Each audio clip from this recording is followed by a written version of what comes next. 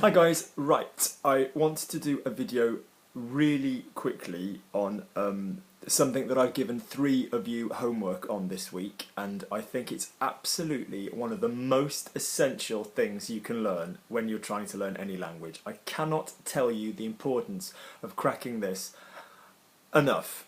It really, really is. So, I love people that want to go and learn vocabulary. I love people that want to sit up and just look up every single word. I admire this, but the number one thing for me that makes some people who are not always as gifted as linguists overtake other people when I'm teaching them is what I call the ability to go round. Yeah, okay? The ability to go round. So what this means is you do not just suddenly stop if there's a word that you don't know when you are speaking. So, let me explain and then let's do some examples. So it is absolutely excellent that it is fantastic that you are in a spirit of looking up words or asking your teacher for words or watching my video and learning new words. But a lot of the time, quite quickly, you will get to a stage where you can say what you're trying to say another way. So, for example, sometimes this is socially obvious. Sometimes it really is obvious that you've forgotten the word that you're trying to say, but who cares as long as you manage to communicate skillfully. Sometimes you don't want people to know that you can't remember the word, and so actually it's surprising how it isn't socially obvious some of the time. So for example, if you were trying to say, remember a word, if you were trying to say, you know, I was endeavouring to whatever, and you think, well, I'm going to try to, nobody will know what you were originally going to say. So if you can't remember the word for garden, but you can remember the word for the green space behind the house, or just behind the house, for example, that would, you know, where are you? I'm in the garden. Where are you? I'm behind the house. You know, so what we've got to remember is the following. It's more than likely, if you've been following the videos or you've been working with me for a while or you've been studying, that you will have an idea for a lot of these words. That's the problem. No one is saying you have no clue. I'm saying that your brain is trying to come up with something. But I have something which is called Uncle Lukey's 4-second rule, which basically means socially, if you can't in 4 seconds think of what you're trying to say, be it a word or a sentence or a compound or a tense, then move on, move round. It may well be that that tense then comes back to you, or that word comes back to you, because you've gone with something else, because the stress is off. So, let's talk about some examples. So I've written out some examples. I've actually sent it to one of my students as a homework. If he sees this, it makes no difference because I want his version of how he would solve this. So, right, so we're going to do some sentences where you kind of... Where are we? Yeah, what you really want to do is I want you to talk to somebody. So, best friend, mom, dad, grandmother, parent, anything, whatever. And I want you to record yourselves for 60 seconds, 2 minutes. Make sure the other person, if they're being recorded, knows that you're recording them, otherwise it's just not very, very correct. And I want you to listen to the kind of language that you use. Often this is devastating. This is when people realise that all they do is say in it, like, and you know. But there you go, I'll leave you with your grief. But yeah, I want you to listen to what you're saying. And I want you to travel through, go through that section and think, how would I translate everything I'm saying and change it? So what we're generally getting down to here is that you're looking at combating 2 problems. Language which is too advanced for you to pop into French, or language which is too idiomatic, too slangy, too youth culture, too trendy, whatever. So they're the ways that you've basically got to go. So for example, you're doing my head in, you are annoying me. You are annoying, you know, what you're doing is annoying, whatever. I'm not happy with what you're doing. Play with the goal of opposites. If you don't know a word, go with the opposite. Oh my god, man, it was wicked. It was very good. It was fantastic. I liked it. I really liked it. So I've written some sentences and we can see the point. So, my relationship with my neighbour is full of strife and somewhat strained. So if you were somebody that spoke in quite a loquacious, wordy way, yes, you know, my relationship with my neighbour is full of strife and somewhat strained.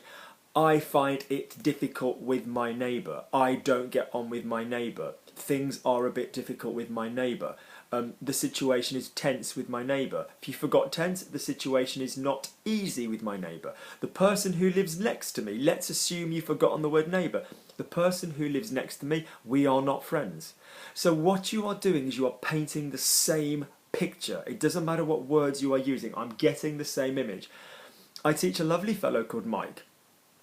And Mike once forgot the word for the sun. It happens. And he said, the sky is blue. And as dumb as it sounds, that was so efficient because, well, it just gave me the same picture. So, subsequent to receiving your email, I decided to forward it to everybody involved in the project. After receiving your email, I had your email then, you know, j'ai eu ton email puis, you know, all of these are translatable. I decided to forward it to everybody involved in the project. I decided, or I took the decision, I wanted to send it, if you don't know forward. I wanted everybody to see it, who was doing the project. I wanted everybody who is helping me with the project. Us, you know, those of us who are doing the project, the people doing the project need to see your email, whatever. Luke's videos drive me wild, in a good way. Luke's videos make me happy. Luke's videos are fantastic. Luke's videos are wonderful. Luke's videos help me. Yeah, so we've got this difference between rendre when you make somebody an adjective or faire when you make somebody a verb. So Luke's videos, les vidéos de Luc me rendent fou, me rendent dingue. Or folle if you're a lady. Luke's videos help me. Les vidéos de Luc m'aident. I think that Luke's videos are useful. Je pense que les vidéos de Luc sont utiles. All of this. So if you go, oh, Miss, sir, how do you, in a class situation, or you look up to drive someone wild. And I'm not saying there isn't a place in language learning for looking up formal language or for looking up casual idiomatic language. And often you'll be surprised. Often it's similar, often it's completely different, and often you would do well to learn it anyway, because if your mission is to spend time with French-speaking people, you're going to come across certain phrases. Won't be the same phrases. So, for example, the straw that broke the camel's back in French is the drop of water which made the vase overflow. So there's different idiomatic expressions. Idiom is a little piece of language, like something that people use. So it would be quite a good idea to Google French idioms, yeah, or French sayings, all right? Luke's videos drive me insane in a bad way, yeah? Luke's videos, I am stressed when I watch Luke's videos. Luke's videos are really hard. I find it hard when I watch Luke's videos, okay? The work Luke discusses, the work Luke talks about is hard in the videos. Whatever, just go around it, okay? It would be nice to get together with Luke in Europe, or I would enjoy it if he popped over for a drink next time he's stateside. This gentleman is based in the States. So it would be nice to get together with Luke, to get together. It would be nice to see Luke. I would like to see Luke. Seeing Luke would be nice. It would be good to meet Luke. I want to meet Luke. I would enjoy it if he popped over for a drink. I would be happy to see him. We could have a drink. I would like to drink with Luke. The next time he's stateside, when he is here. Basic bitch. When he is in America. The next time he is in America. Fine, if you wanted to push with your over the Atlantic, outre-Atlantique is what we would say, O-U-T-R-E. You can also use that phrase with over the channel, outre-Manche. Luke is inundated with lesson requests in May and June due to the fact everybody is in a preparatory phase for exams. Luke is inundated. Now that exists in French, but go round it if you don't know the word. Don't just stop. Luke has loads of lesson requests. Luke has so many lesson requests. Lots of people want to do lessons with Luke. Too many people want to do lessons with Luke. Luke is very busy. Luke is extremely busy. Luke doesn't have a lot of free time. Whatever your brain conjures up, it's going to describe the same picture. In May and June, fine, if you didn't know the word for May and June, then that's probably problematic, but you can say now or in this period, or maybe sometimes in exams it's that you can't remember how to spell the word. Yeah? Due to the fact that this exists in French, dû au fait que, but otherwise because. Yeah? As. Yeah? Everybody, parce que, car. Everybody is in a preparatory phase for the exams. You can say that in French.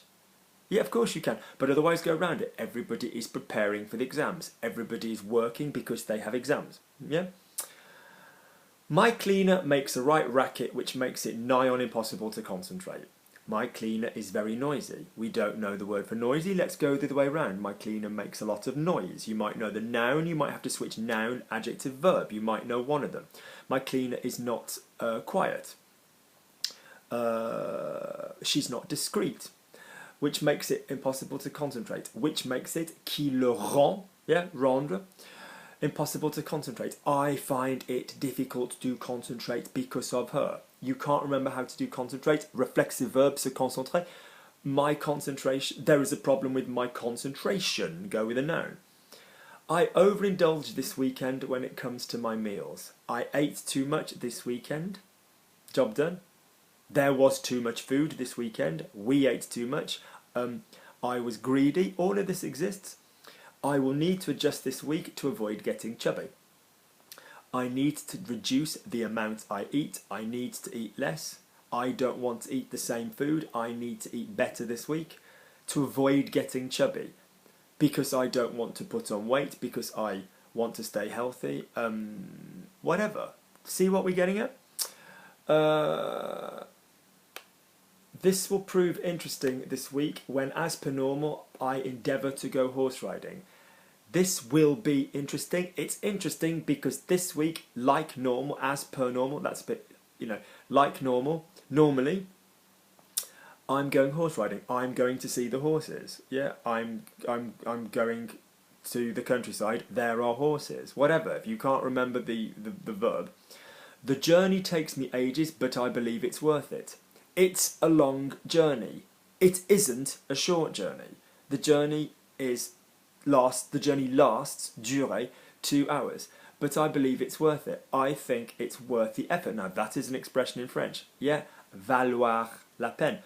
But I'm happy to do it. Je suis content de le faire. So, I'm going to pop those sentences underneath. And they're just an example of a mixture of stuff that's slightly higher language than you would be comfortable translating possibly at the moment, versus idiomatic expressions, kind of like stuff you'd say to people you're comfortable with. Very, very slangy, phrasey things that you'd say to people. So, like I said, I really want you... It's great that you guys do my translation. It's great you do the live class. It's great you follow the conversation classes. But ultimately, when somebody is speaking, you're translating you. You're not translating Luke. You're translating John, Jean, Michaela, Anton, whoever you are. Yeah? So, record yourself talking to somebody. Try and forget the fact that you're recorded. Or those of you who are preparing for exams, give yourself 60 seconds on the topic that you're talking about. So say it was ecology or obesity or mobile phones. Just talk freely on that topic for a minute. Record yourself and do the same exercise. You cannot just stop just because you don't know the word. Go round it, go round it, go round it, go round it. By all means underneath this, write me some good ones you think of. Write out how you were like, Luke, I had difficulty falling asleep last night. What would you say? I mean, all of that is doable in French. J'avais du mal à m'endormir. But it was difficult for me when I tried to sleep last night. Fine. So write out some underneath that you guys come across. Just silly little ways of going around a problem. I'd be really interested, all right? Good. And I might do more videos on this problem-solving thing. Let me know if this has been useful. If the video has been useful, please do purchase a coffee. The link will be underneath, and remember that I do have podcasts available that cover all grammar. Okay, take care guys, see you soon.